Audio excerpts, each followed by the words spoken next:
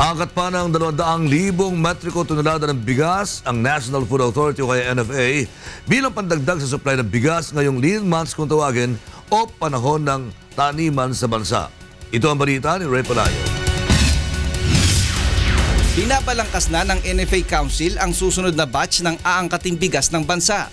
Panibagong 200,000 metric tons na imported na bigas ang posibleng angkatin ng gobyerno upang makadagdag sa supply ng bigas sa bansa. Ayon kay Presidential Assistant for Food Security and Agricultural Modernization Secretary Francis Kiko Pangilinan, nagkakahigpitan na sa supply ng palay sa ngayon.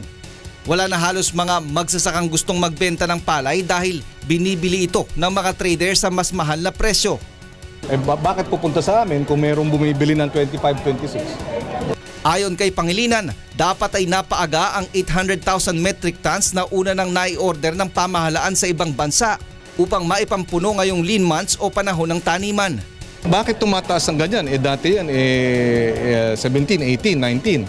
Dahil nakikita rin ng mga trader, siguro, at mga buyers na hindi ganun kasapat karami yung naging supply, apektado pa nung bagyo. So, sila mismo, kahit na mataas ang presyo, bibili nila. Posibleng sa kalagitnaan ng Hulyo ay darating na ito sa bansa.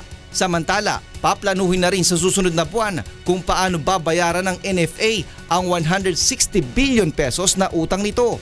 Ayon kay Pangilinan, naipon ang utang sa mga isinagawang importasyon at subsidiya ng NFA sa pagbebenta nito ng mas murang bigas.